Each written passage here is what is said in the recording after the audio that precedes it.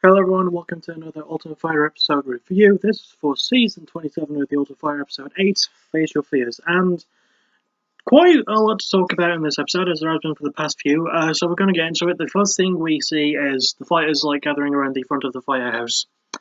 And one of the first things I noticed, and this is not the important thing about it, but I noticed that there was a knee pad on Saman Mokhtarian, and as we recall in this fight against Rick Steele, Saman's knee was already damaged before the fight, and it was even more so after.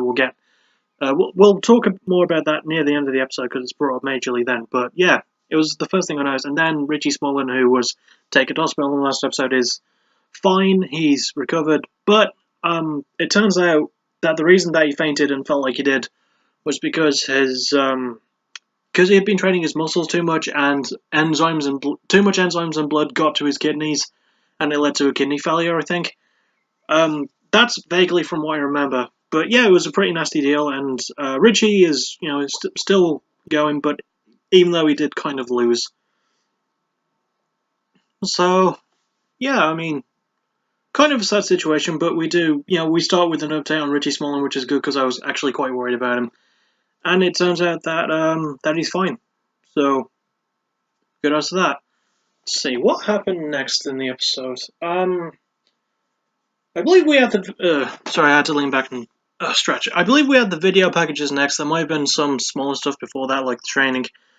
But we had the video packages, and I want to say that I definitely preferred Tyler's video package to Dulani Perry's video package. Not just because Dulani, well, he's called Dulani or Delaney, not just because he's kind of a knob, but between them, with Delaney's, I'll start with Tyler's. With Tyler's package, we see him in Oroville, Sacramento. That area, the California area, and he trains at Team Alpha Male. And we find out that he split his time between there and living with his family, with either his parents or his girlfriend's parents. And we find out that he has a nice girlfriend, and they have an adorable French bulldog. And that Tyler has a brother named Brandon, who has autism. And there are two things I like about that. One, I also have autism. Two, Brandon is one of my favourite names. I just think it sounds cool. And his brother sounds like a cool dude, and it made me just respect Tyler all the more, even more than I already did. And Tyler's one of those guys, he speaks with the confidence, but he's not as arrogant as most of the other fighters on the show seem to be. Like Tyler and Clark, he spoke with confidence, but he's not arrogant about it. Bryce Mitchell speaks with confidence, not arrogant about it. Brad Katona speaks with confidence, not arrogant about it. Pretty much anyone not named Dulani Perry. Speaking of which, we get to his video package, and we see him showing off, basically. Although, this was one of my favourite moments in the episode, because he starts showing off, I've got a 14mm gold Rolex watch and a bracelet. I've got, a 14-carat diamond ring and gold ring. And some of the branding on his shirt was blurred. We saw all this gold and all this other branding there, but there was a bit on his shirt that was blurred while he was in the car, and then when he was, picking something up. So, yeah, he is kind of a pain in the butt. But he doesn't say that way throughout this episode, remarkably. And there is quite a nice moment later on where Saman Mokhtarian has a good idea to dress up as Dulani Perry for the weigh-ins. And it came to a moment where he actually got the tattoos. He went into detail, and one of the other fighters or coaches off screen, they were taking pictures in the Team Miocic locker room. As they were taking pictures, one of the other people off screen said, "He looks better than you do."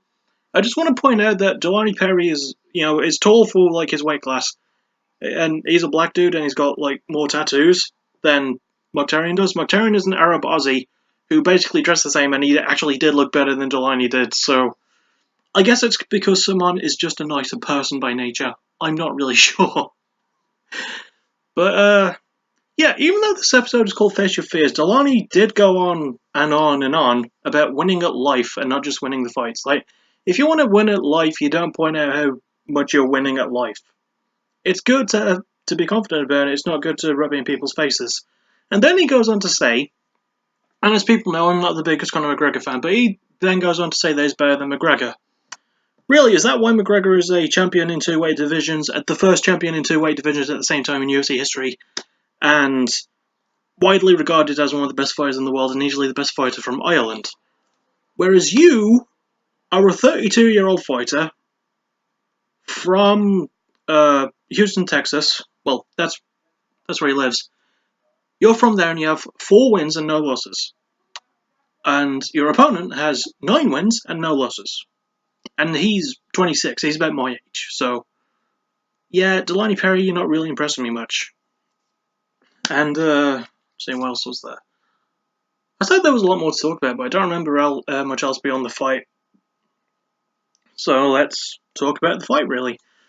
It was pretty good. Tyler Diamond got the win by submission in round 2. And of course he got the win by submission via guillotine choke because he's from Team Alpha Male. That's basically the first thing they teach you there. It's not, oh, can I do conditioning, can I do strength, can I learn to cut down my weight? No, it's like, we'll teach you the guillotine choke. Good.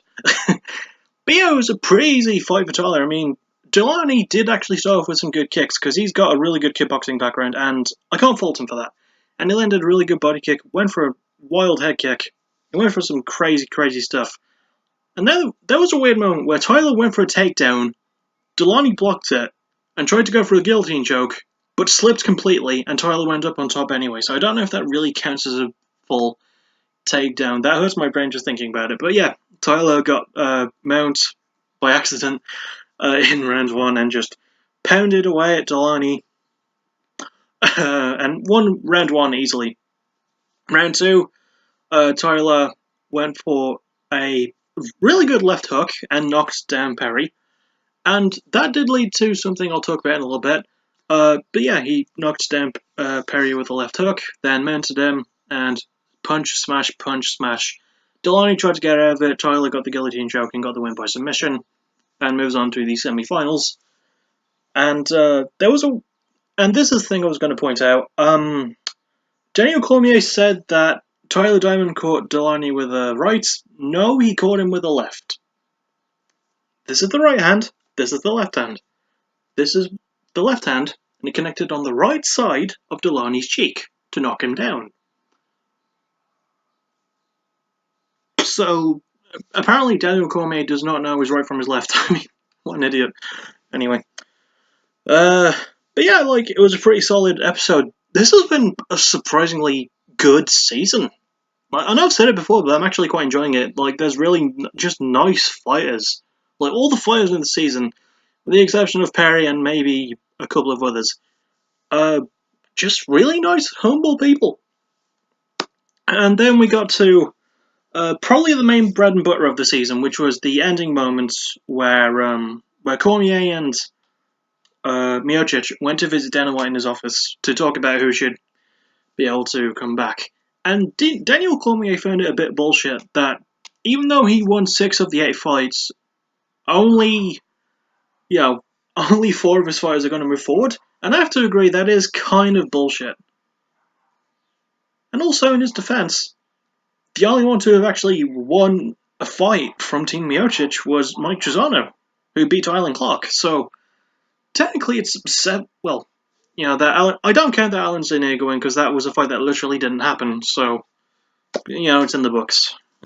Anyway, it was kind of interesting. And only 4 of Daniel Cormier's 6 fighters who won are going to be able to move forward. And Team Miocic had to bring 2 back, 1 for featherweights, 1 for lightweights.